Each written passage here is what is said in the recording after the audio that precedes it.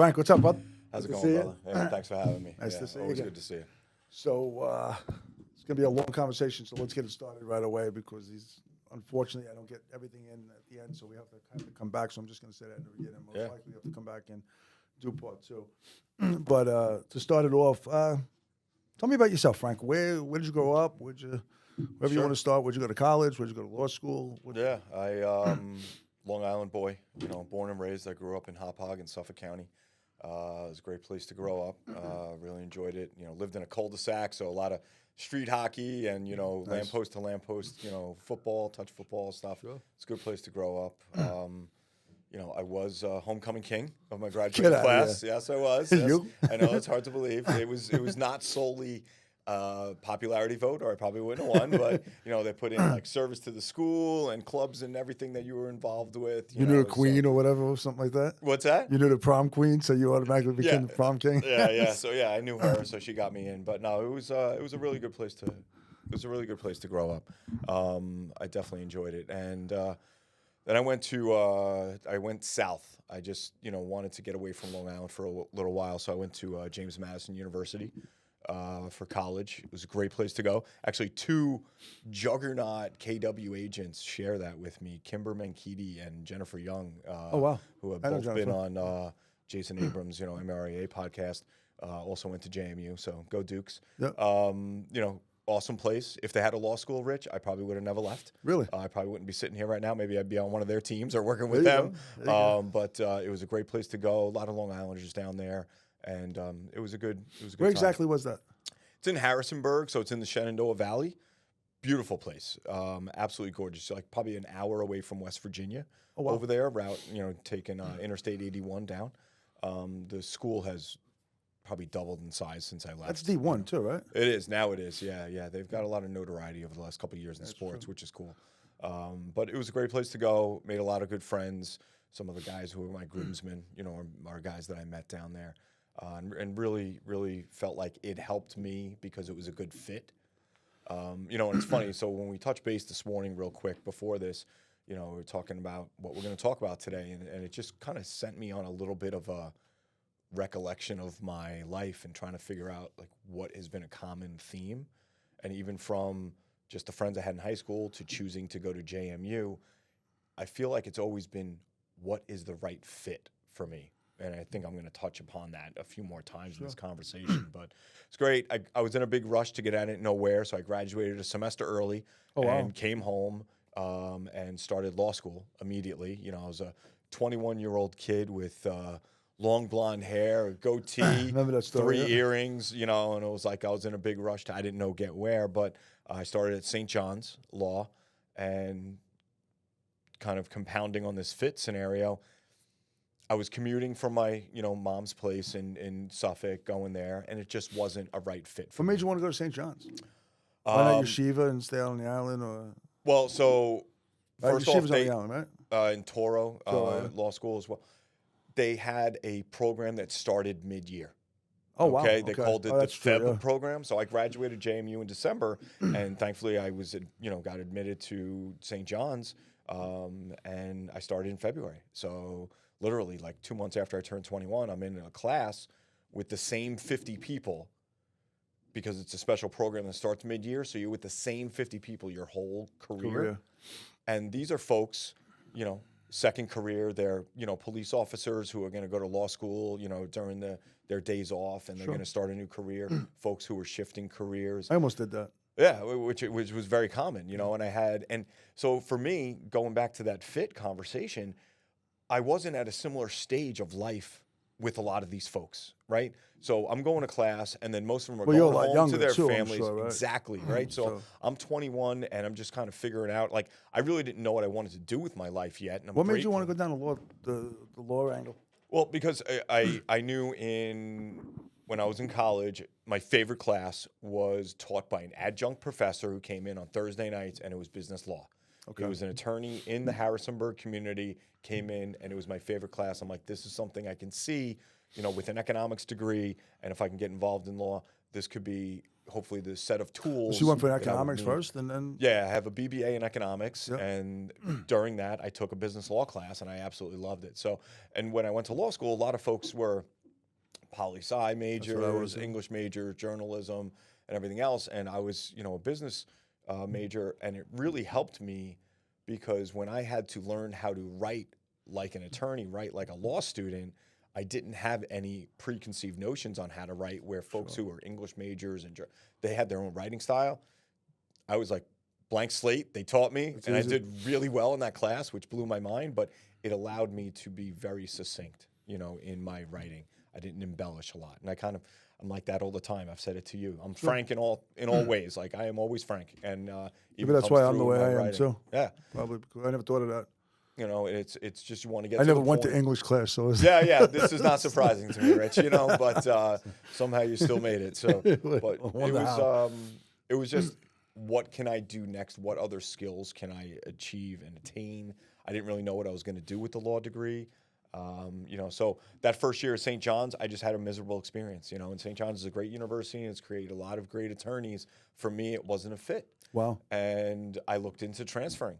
And some of the guys who were similar in age to me, when I told them I was leaving to go to SUNY Buffalo, SUNY Buffalo is actually the only SUNY law school. Albany has a law school, but it's private. Yep.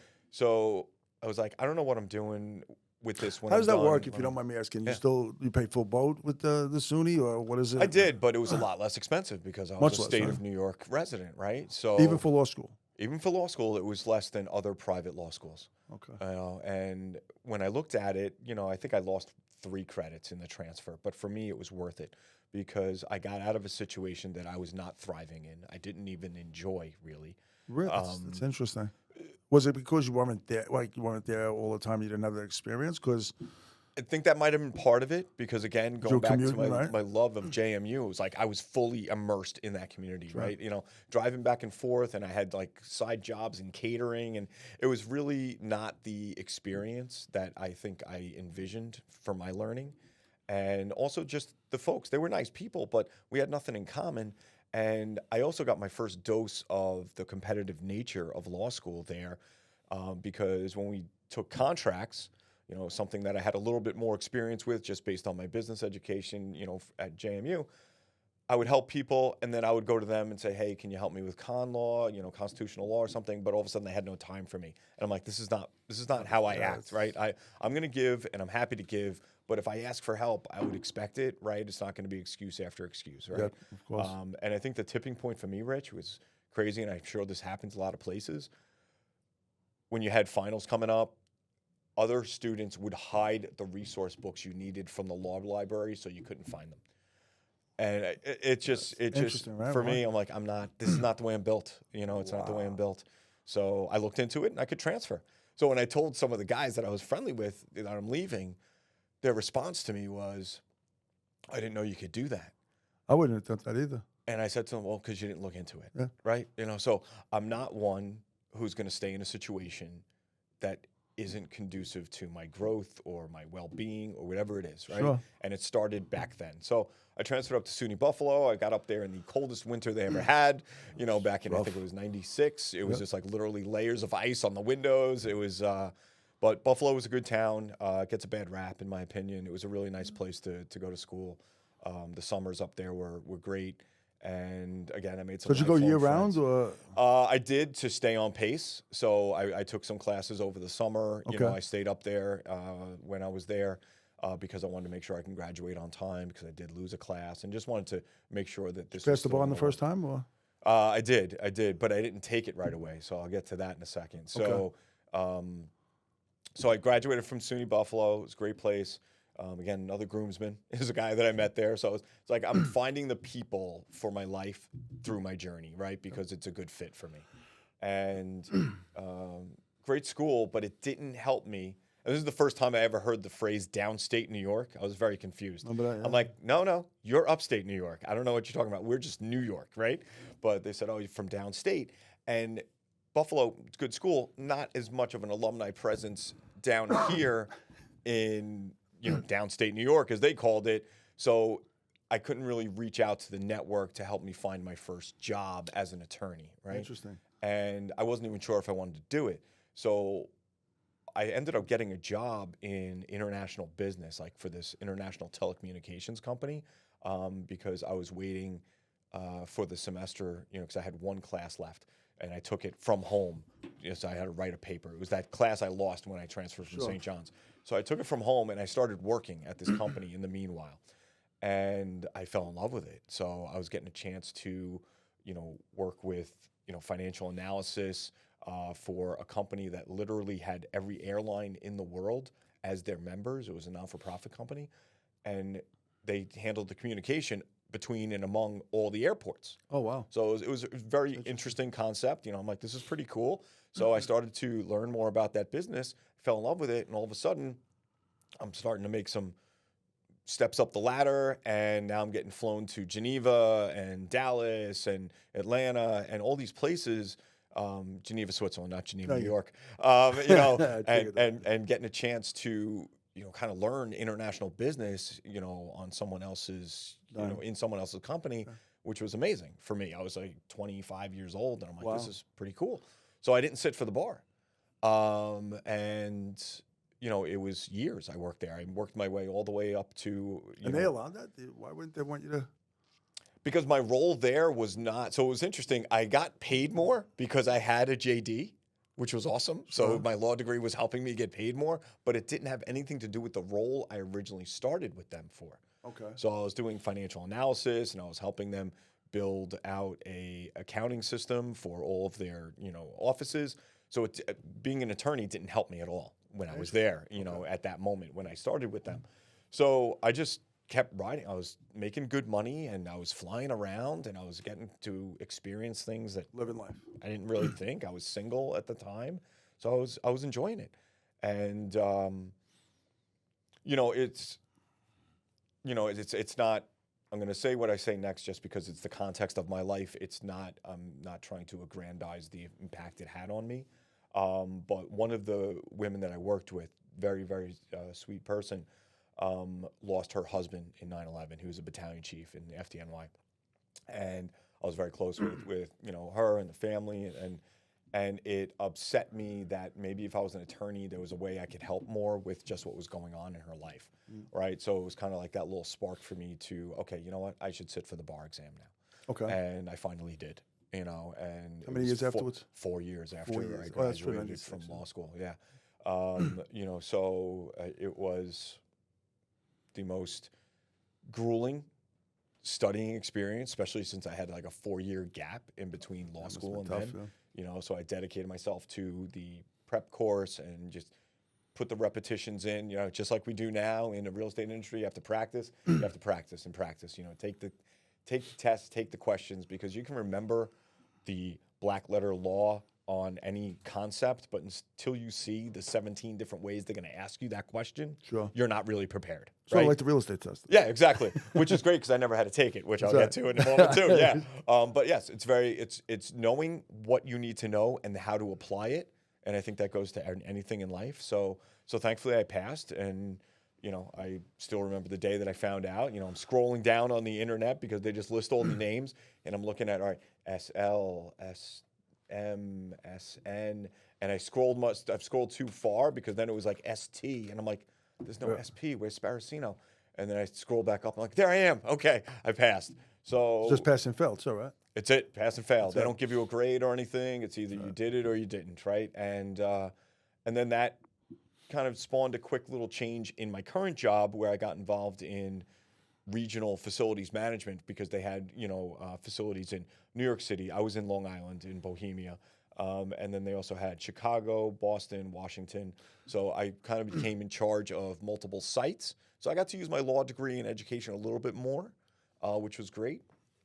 But I could tell that it wasn't going to be the place for me forever at that point. Of course, okay. And after I got admitted to the bar, just like we do in most things, we start to network. So I started going to some local Suffolk County Bar Association meetings. And lo and behold, the president of the organization that I went to a meeting for is a guy I graduated law school. I mean, a guy I went to high school with who graduated law school at the same time, and said, why don't you give me your resume? And lo and behold, he gets me a job, you know? So he makes connections for me and gets me a job. I think the only difference between me and you is I would have went to Harvard, I think. Yeah, most likely. Yeah, definitely. You look good in red, crimson, if you will. Yeah.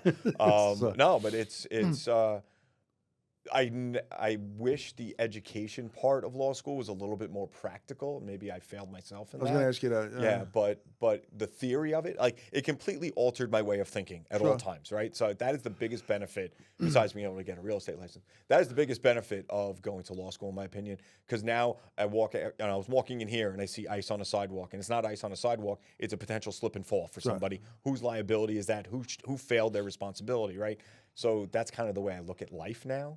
Which isn't a bad thing, you know, but that's the biggest benefit I got out of law school. Interesting. So you ended up going to work for who after that? So then I went to work for the Caveman and the Gecko, you know, so I ended up making a connection. Got a job as an entry-level attorney in no-fault law, you know, so legal defense, insurance defense work. You know, based on where I was in my current company, it was one of those scenarios which, again, a lot of people in the real estate industry, you have to accept. You need to take a step back to take two forward, right? So I took a pretty significant pay cut to get my first job as an attorney from what I was making at that other company. But I realized for the future, that's the worthwhile investment. It was a really great time. How much trial experience did you get? Did you get a lot of that? Or? I got a little. I could have obtained a lot more, Rich, but again, like I'm not a litigator. You're not. I am not a litigator. You know, my wife's an attorney, and you know, she's not a litigator either, right? Oh, she is. Oh, she is. Yeah, she is. Oh, that's right. Yes. She is a litigator. So you know, and we'll touch on it later. You know, so it's like she's great in the courtroom. I'm really great in the conference room or the boardroom, right? So, and it was a good fit for me. Yeah. So after learning about a year plus into my job. Did you meet her in law school? Or? No, I met her at Geico. Oh, you did? Okay. Yeah, which was great. So that's why I always said it's the best job I ever had, you know? So she started there as a paralegal and went to law school at night. Oh, that's awesome. Yeah, I always made the joke that, you know, and it's true that her day would get shorter when she became an attorney because she'd work full time during the day, then go to Toro at night and maybe study and nap and even eat the in between, paralegal right? position Yeah, she's a very hard worker, still is. So I was there at Geico. It was exploding. A lot of paralegals do that? Do they go, or not too many? You know what? I don't know exactly. It seems like it is a potential path, but I think it's for the folks who realize that they love it when they get into it. Interesting. You know, and then take that step, or the really, you know, folks who realize, you know what, I may need to work while I'm going to law school, you know, so I can do it that route, you know.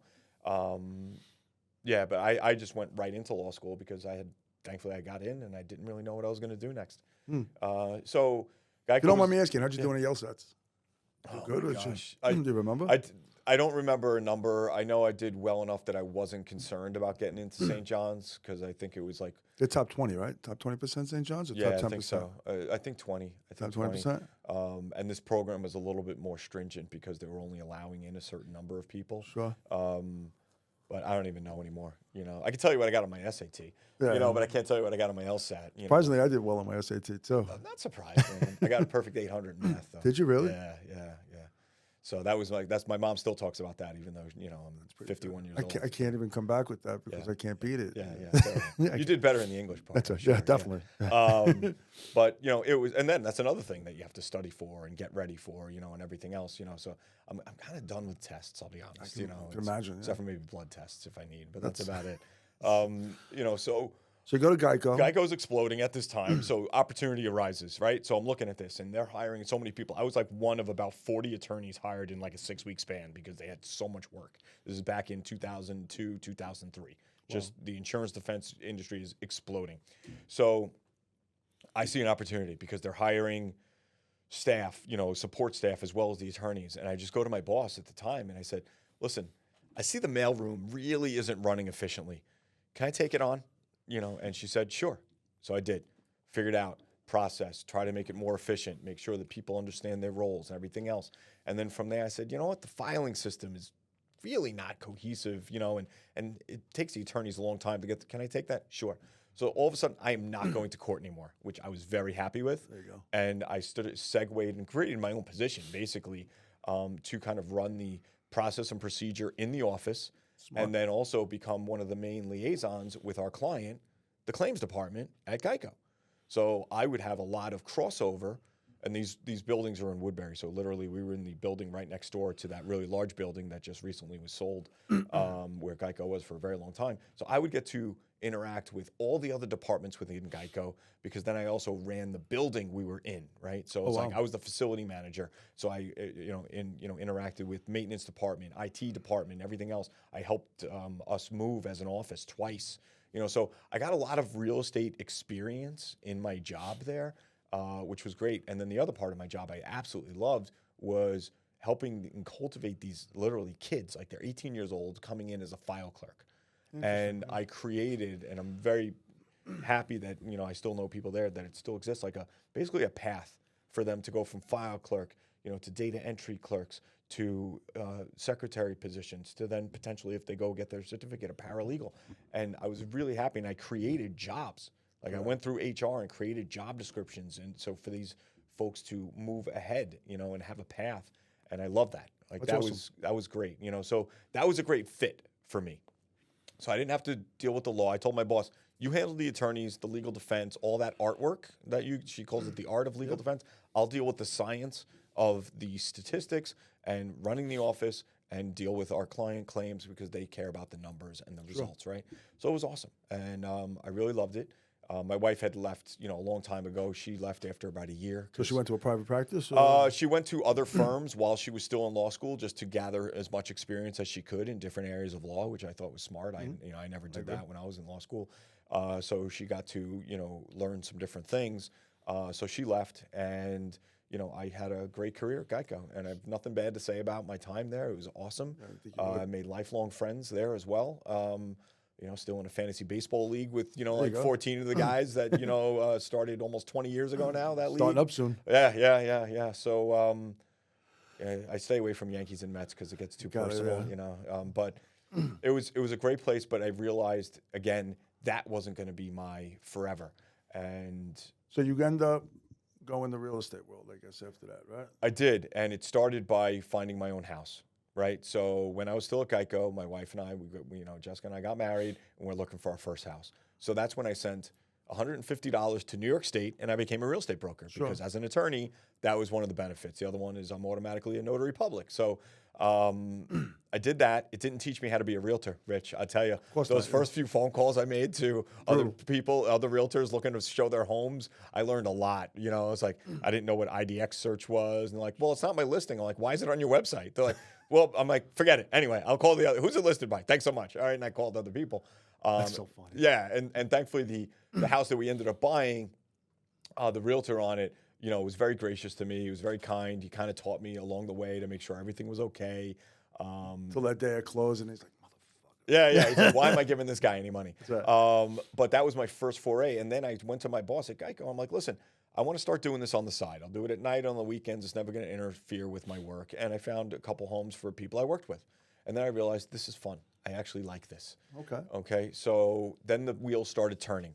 And I'm like, how can I turn this into something that I do longer term? And I was talking to one of the guys that I worked with there, and we kind of started this mindset of, let's create our own brokerage and see where it goes. Now, are you doing real estate law too?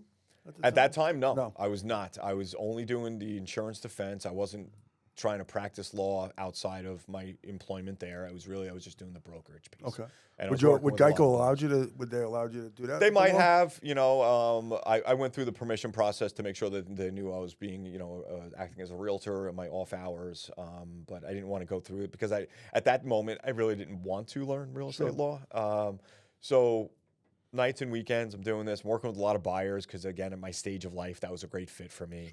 And it came down to, I was probably about 6 to 9 months away from giving my notice, and at this point, I'm basically, one of the, higher ups in the office, right? Great group of people I worked with, a lot of great leaders, and I kind of helped run the office, right? So I was like one of the assistant managing attorneys there. And my boss was getting promoted to a regional position, and they looked at me as one of the serious candidates to take over as the managing attorney. And that's when Jessica, my wife and I kind of started having these really in-depth conversations, because if I was already planning 6 to 9 months out saying goodbye, there's no way I would take on a job that in my mind would be a 2 to 3 year commitment, and I'm not going to do that, right? So to the befuddlement of a lot of my peers and friends there, I gave my notice. And this was after many conversations over dinner and bottles of wine with my wife, figuring out what are we going to do next. She had her own practice. She ended up, hanging her own shingle as a solo practitioner, engaging in matrimonial law right out of law school, because at that time, the job market for attorneys was abysmal.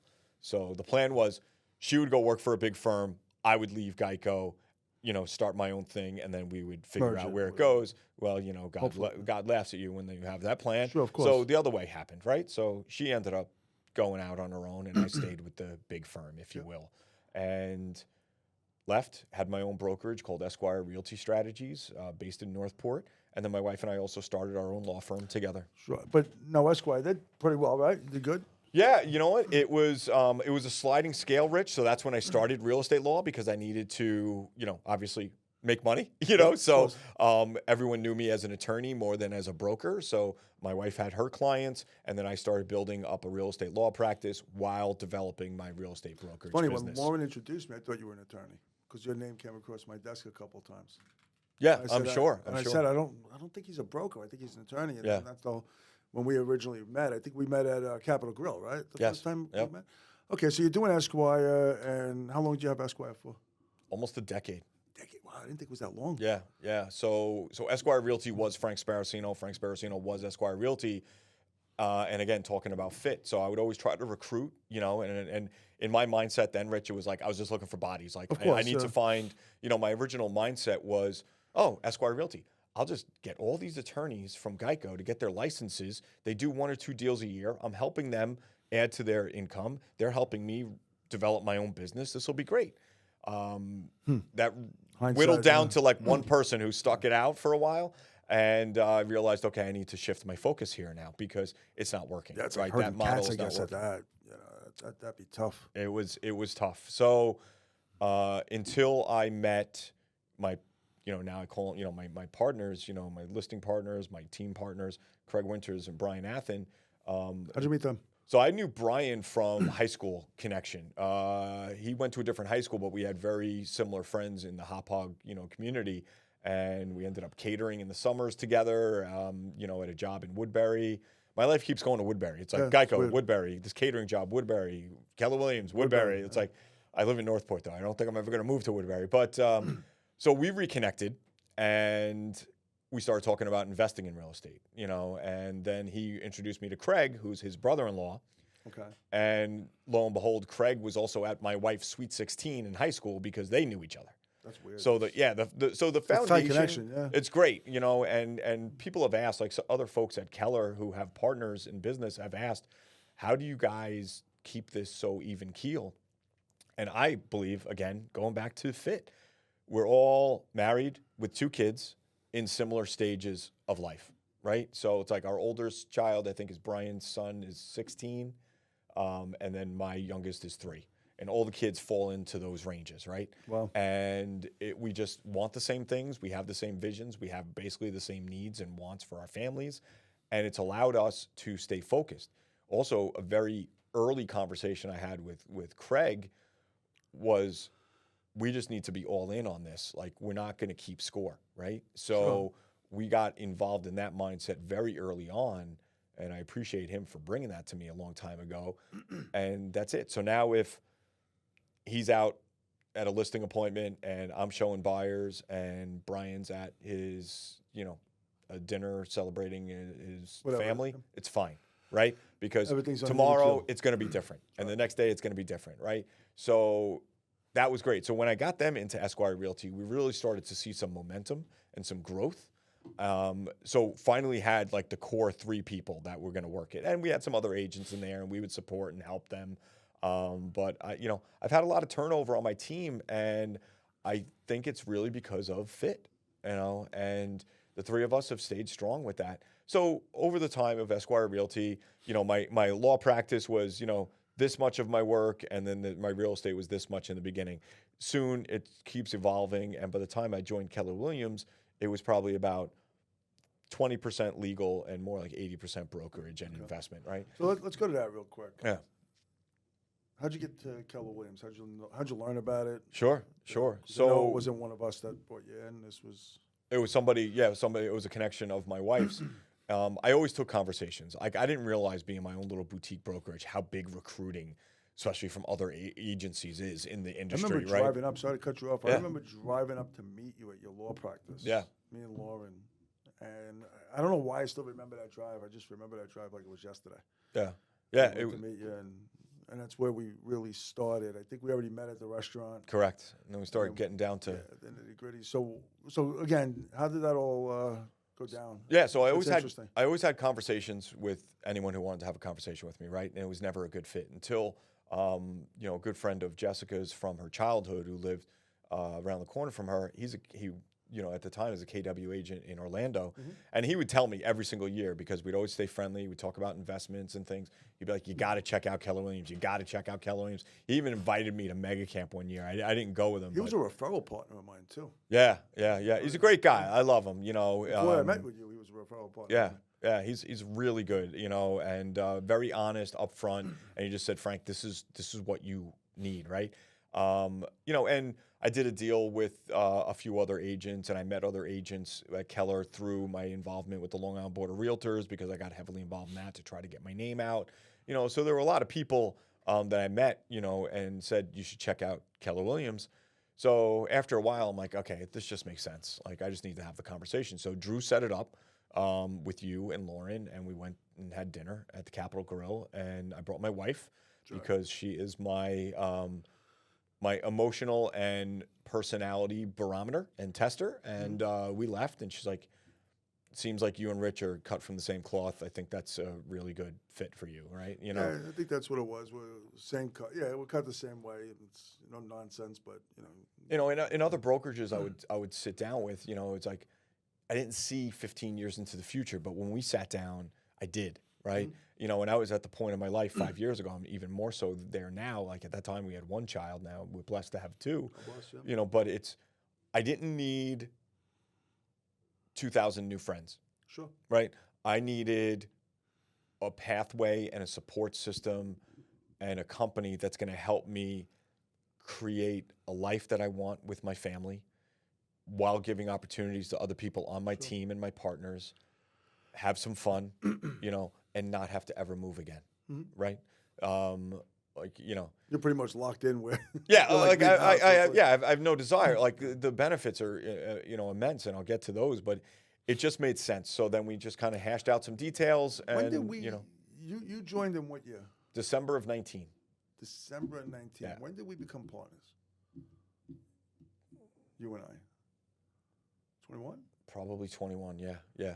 And then other ones came along, and you became partners in the bank, and so on, and and so many things. I'm just trying to segue into like what else you're doing in wealth. Like, how did you get involved in? Because again, I'm always amazed by. I still don't understand a lot of it because I'm still trying to figure it out, and we still have to talk about something off the air. But how did you get into that? Sure. Explain that, because that's an important part of this. Because again, you got into Keller Williams, it's pretty much, okay, the brokerage is working great, we're partners, and we're doing stuff together. You took it to a different level. How did that happen? So we started at a very, entry level, if you will, basic level, when I was still at Esquire Realty. Craig Bryan and I would find opportunities through networks we were developing, to find houses to renovate, on Long Island and then resell. So that was pretty much the model for us, but we weren't doing a lot of it, right? So we were doing it piecemeal, a little bit, try personal connections, things like that. And then we joined same year we joined Keller Williams, we joined another franchise, at the time. This is when we talking about the range again. Yeah, yep. And what's his name? Yeah, and it was great. It got us to the point that we were getting warm leads in because of marketing campaigns of, direct mail and pay-per-click and everything else, SEO and all those things.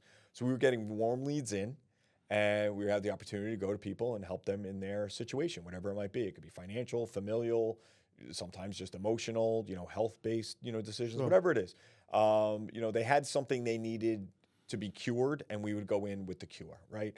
And what I appreciate about the way that we do business is we're always very straight up front with people. We tell them flat out, this is what we can offer to you. So that it developed the business. We got a good reputation, and it continues to build. And you're not budging. It just is what it is. That's right? it. This is the price. Like, we understand if this doesn't work for you, we get that, and then I would literally walk out of the house, walk back in and be like, or we can list your house for you, right?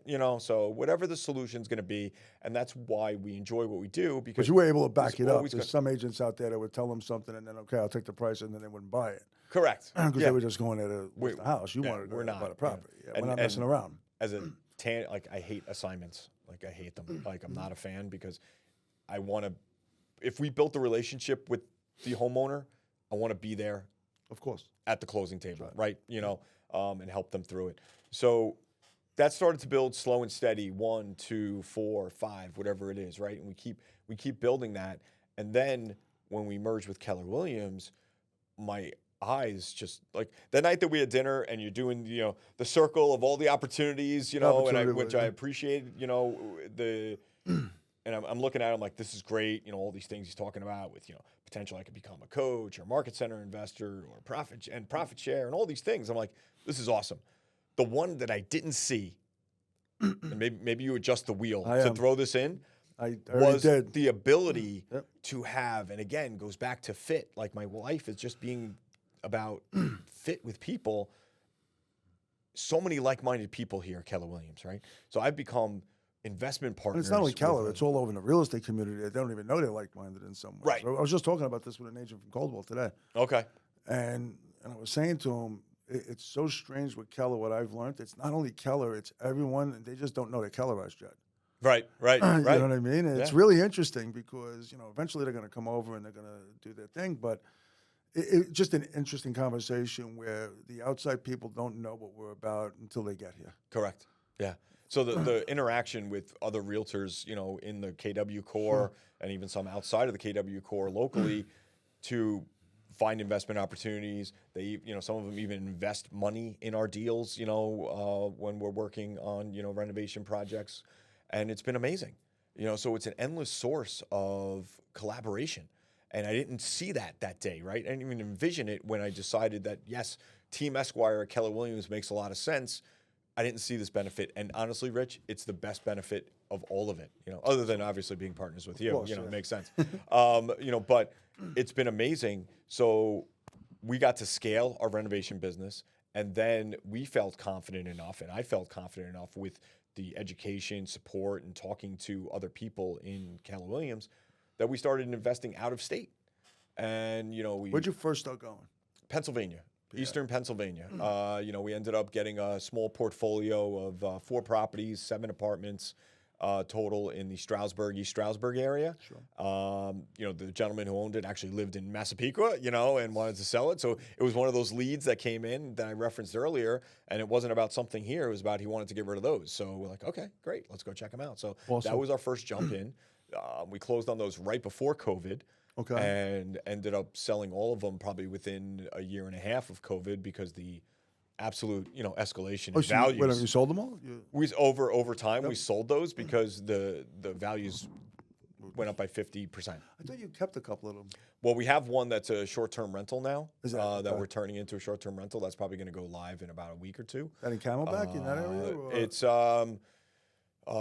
It's not far from Camelback. Now I'm blanking on the town, but yeah, it's a little bit north of the Stroudsburg area right there. Okay. It's still right there. It's like 20 minutes from Camelback. Because I owned in Camelback and I owned on Kalahari, those resorts and things. So it's right there. Yeah. That's where I had property. Yeah, it's a good spot. It's 2 hours from New York City, 2 hours from Philadelphia. I can't believe people make that commute though. Still to this day. Sure. That bus commute. Oh sure. My God. Yeah. Well, that's why everyone thought Eastern Pennsylvania, just as a quick aside, was going to really explode, especially during COVID. Well, the train they were talking about that. Correct. The casinos, right, and all of that. Yeah. Yep. So. And you can just bypass Jersey. Right. So that was our first foray into it. That worked out nicely. So then we started buying, in Indiana now. We're also branching out, and we're actually doing renovation projects in other states. Like I have a KW agent who got me a deal in Richmond, Virginia. That's awesome. That we're going to be flipping, to say the F word. We're going to be we're excited about that. We have a connection of a house that we're going to end up probably purchasing in Maine. and I reached out to, name drop again, Will Van Wickler, another amazing KW, agent out there, and he's going to help us with that when that's ready to go. So the network of support is unbelievable. Are you with this PA? Did you have Keller Williams managing it? Yes, without a doubt. So we self-managed the rentals for a time, but we had an agent there, Cassie Transu, was amazing. Like just from the first call, right? We're looking at these projects, and I was on the ALC at the time, and so I always made a mindset choice to call the closest office, ask for folks on the ALC, who works with investors, can you help me out? I talked to her for about 30 minutes, Rich. I didn't even ask her to do this, but the next morning I had drive-by videos, comps, everything that I needed to help me make this decision, she did without even me asking, and without any request for compensation, right? So just at that moment in time, I realized, all right, if we do this, we have a locked-in partner here, right? So, and then she helped us, sell all of them when we did, and she is our scout team if we have any need for, further investment or folks to help work on the properties, whatever it is. She's amazing. And that's what I'm finding when we make these connections with the other KW agents around the country. So just to pivot a little bit, you got into KW Wealth, right? I did not join KW Wealth. Oh, you didn't? No, Okay. I did not join KW Wealth, but, so what I started... Linda's fully invested into that, right? Right, and then now we're starting, and I'm helping her with the core as well as the Tri-State Regional Investment Club. Correct. Which has been amazing. So about 9 months ago, I started. I'm sorry I missed that last Yeah, week. it was great. I was really happy with the turnout. Again, like so many people understand that as realtors, we have the industry knowledge already. So let's own more property. Let's get involved in multiple ways on how we can have real estate create wealth and income for us. So is it more like a hedge fund, or is it? No, it's really going to be sharing of ideas, collaborations. Just everybody's journey is different, but the opportunities come to be. Like I've already had a call with and opportunities sent to me from an agent in New Jersey that I met that night. Because we're mobilized and can do fix and flips in New Jersey as well. So he already sent me a couple deals. I talked to him like he knows our parameters. So just that type of relationship. And anyone who wants to get involved in real estate investing as a realtor, the easiest way with no money out of pocket is find the deal, right? Find the opportunity and then bring in an experienced person, be it me or whoever it is, to help you then execute, right? Because with us, we're going to follow through. It's going to get done, right? So you're going to look like the hero to your client, and then as the realtor who brought it to us, you're going to get a listing on the back end, right?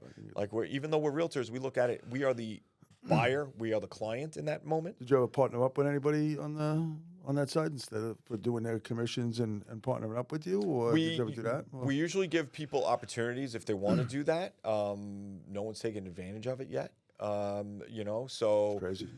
You know what? And I think it's the shift of income versus I'll take the 1% equity anytime. Right. So it's like some folks be like, all right, this is going to be part of my June payday, right?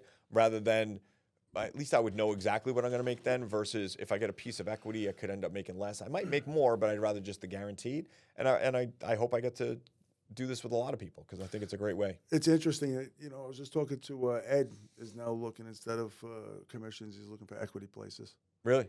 Yeah. Nice. It's interesting how you're talking about that because, again, I'm seeing that a lot now. Especially in our world, we're starting to see that where it's more of an equity, challenge. Indiana, what do we do in Indiana? We're finding and buying portfolios of long-term rentals, and we're getting opportunities from a couple of connections we've made there. Some of them are KW agents, some of them are just folks we've been connected to through other means, and the price points are profitable because of the consistency in rent. They have hardly any vacancy there, which is amazing. So we're buying portfolios, and then we're probably selling off 10% of them each time, just to keep the the flow, the war chest, stocked. And it's been great. We closed on our first. We're closing another one this week, and then we have another one in the middle of February, and then the last one scheduled for end of February right now. Okay. We're also looking at buildings there, 24 unit buildings. You know, commercial lending, you know, is a little bit different, obviously, than the 1 to 4 family scenario. You know, but Was we're. Cliffo able to help you out at all? Or no?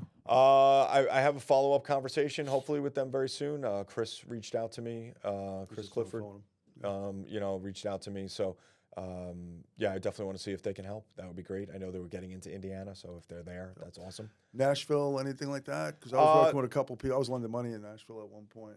Yeah, no, Nashville's great. I feel like we may have lost our shot at Nashville. So, The next two areas we're really looking at are Tampa and the Charlotte areas.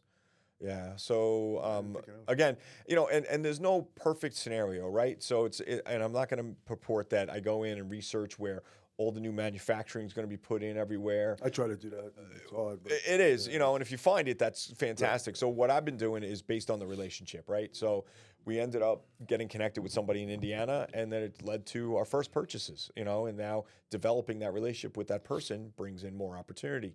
You know, maybe Richmond, Virginia is going to be the next place we look into because now we have the connection, right? So as long as the connection is there. the maths, you know, as they say, the numbers work, and I have the connection, that's where we'll dive in, right? How often are you looking at a different, like Utah? How often are you looking for that connection? Like in case, do you go Sure. out and search that for yourself, or do you just wait for it to come to you? No, a little bit of both, but mostly, you know, it's every conversation I have with anybody in real estate, I'm telling them what we're doing because you don't know what comes of it, right? Right. You know, that's how the Richmond deal came through. It was a referral for a listing in Hop Hog, which I was happy about because that's where I grew up. Correct. And then we started talking, and I said, "This is what we do: buy portfolios, you know, fix and flips, whatever." And she brought us opportunities. So it's like, you know, the hackneyed phrase, don't be a secret agent, right? Whatever you're doing, make it aware to other people. And that's what I've been doing for years. And so have Brian and Craig, so that everyone knows you have an opportunity, please bring it to us. It might be a fit, it might not. If nothing else, we'll give you free advice on maybe how to approach it and take it from there. So right now, I'm pretty much honed in on Indiana. Craig and Brian are kind of making sure that the short-term rental, you know, in eastern Pennsylvania there, the Poconos is going to flourish, and then we're going to start looking into opportunities in other I places. just heard Detroit. Yeah, literally heard so Detroit, somebody some said of the that. agents in our network, you Good. know, Somebody outside of Keller Williams, in Keller Williams, but outside. Yeah, was okay. Telling me about it. I think it was God. Why can't I think of his name right now? He's in Texas. Come to me later. yeah, but yeah, no, there's opportunities everywhere, right? Yeah. It's what you're comfortable with, what you feel like you can take advantage of in terms of timing and everything. There's going to be a limit to what we do in Indiana, you know, and then we'll look for that next one. Cleveland, Ohio seems to be another one. Ohio in general seems to be a good market. So Matt was telling. Yeah, did you talk to Matt yet on that? Or? a little bit, yeah. I've talked to Matt a little bit about it. I'm trying to get him to my little mastermind so he can espouse his knowledge on everybody, you know. Yeah. But there's opportunity. You just need to know.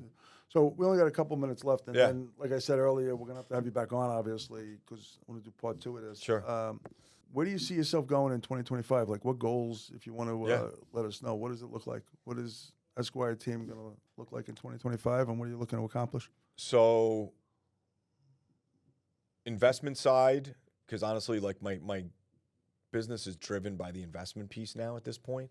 40 renovation projects here on Long Island. All right. We are currently 10 under contract, 8 waiting for contracts. So we're on pace right now. We're trying to front load the year as much as possible because you don't know what tomorrow brings. And then 200 doors in Indiana. And then really from there, everything else will just kind of grow. I would like to see 2 of my team members besides me, Craig and Brian, cap this year. We did have Ming Zhang capped, you know, this past year, which I'm very proud of her and happy for her. So I'm hoping to get a couple people on my team to that point. How many people are on your team right now? It's the 3 of us, and then I have 4 other agents. Okay, and they're all producing, you know, at some level. You know, they're attentive. You know, they're trying to do everything they can. I think every one of them aspires to have real estate as their end-all, be-all every day. Some of them have, you know, other jobs. But Did you ever get into expansion yet? Or no, you haven't looked into that? so during COVID, I took the ESO classes, you know, online with Chris Suarez and everything, and learned a lot. I haven't yet. If we were ever going to do it, I would want to do it, obviously, in an area that we are investing heavily in. Honestly, I just don't know if we need to right now. Would you do New York City? Because you're partner there. Why wouldn't you? I could. That's a conversation. Just because, especially now, our construction partner is very heavily in the 5 boroughs. So if there is a possibility there, sure. I try to stay honed in on what I want to accomplish first before I jump in. Like I'll take little conversations about it, but if it's possible, without a doubt, I would love that. What I have found is now I am honed in on executing what makes me happy, and I know that sounds like idealistic and hokey, but it really is. Like I stopped practicing law 18 months ago. Like, we just stopped, my wife and I, she would tell everybody, Frank's leaving me, and everyone would look at me sideways like, what are you doing, you doofus? And I'm like, professionally, we're ending the firm. Everything else is okay. That's right. So she stopped doing matrimonial law and she got the job with a big firm, right? So it's like, that was the plan 16, 17 years ago, and it happened, a year and a half ago, right? So she enjoys what she's doing. She's already making moves there. I stopped practicing real estate law altogether, and now I'm just focused on the brokerage and the investment piece. And honestly, Rich, I've never been happier, and it shows. And I get more time with my wife and my daughters, who are 10 and 3. Most important thing. I always told you that. Yeah, you did. From those, they grow up quick. They do. Yeah, it's like I can't believe she's 3. When I first joined, we didn't even have the second child, and you were telling me just for my firstborn, like take every minute, right? Take every minute.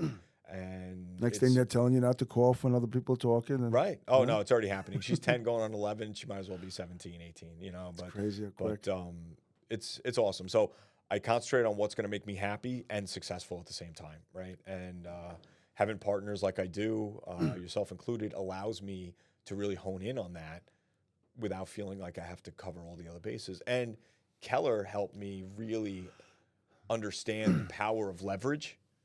And that's obviously the Keller Williams, support for the market center, the region, whatever it is, but also other people, right?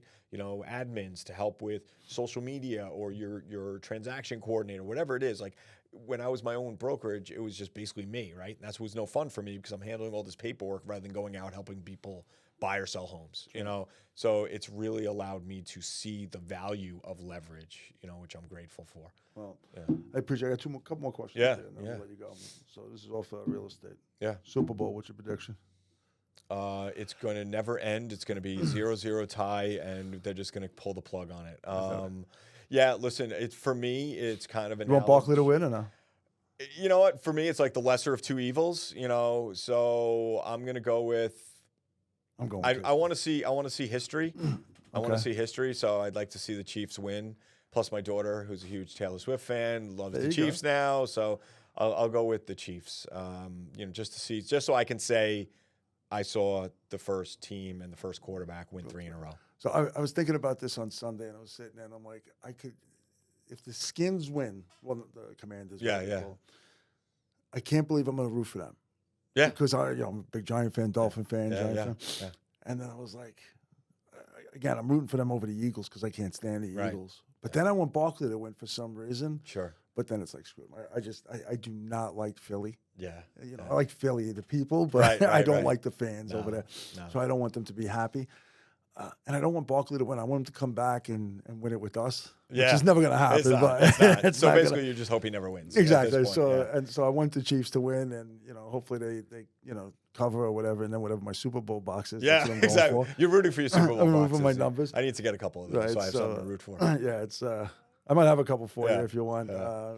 Decent ones. He's busting my shoes to get somebody else to do it. And then, what do you think about the Rangers? What do you think they're going to do? Make it or not? I am an eternal optimist. I do. I think they're going to make a couple of moves. JT Miller's going to come. Yeah, which would be amazing. I think they will, make some moves, and I think they will get in there. And then, as we saw, like a hot goaltender can take you a long way, right? So if Igor figures it out, I think we could have a nice little run. I heard something, I'm sure you heard it too, but I hear a lot of these rumors, especially being part of the Garden world and all that, is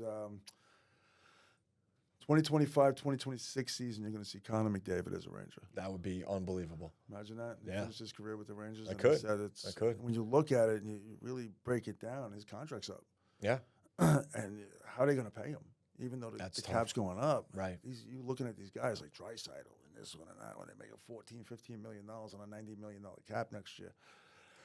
I think they're gonna have to get rid of him. Yeah, I wouldn't have minded if they won it last year. I wanted Edmonton to win Yeah, too. yeah, As much yeah. as I like Kachuk, I want to see them win. I wanted to see Edmonton win. That would have been nice to see. And again, it's really the Edmonton Rangers and Right. You know, Oh, no, the of course. New York Edmonton Oilers. It was And you know, then the Tampa Bay Rangers. That's You know, right. it's like everyone they get wins, and then we can never win it. We can never pull it off. it's It very sucks. frustrating. But we got to get to a game soon Yeah. again, Yeah, and I sounds look good, forward to man. it. Frank, I love you. Love you Great too, being in man. business with you, brother, and I'll talk Thank to you you. soon. Thanks so much. Appreciate it.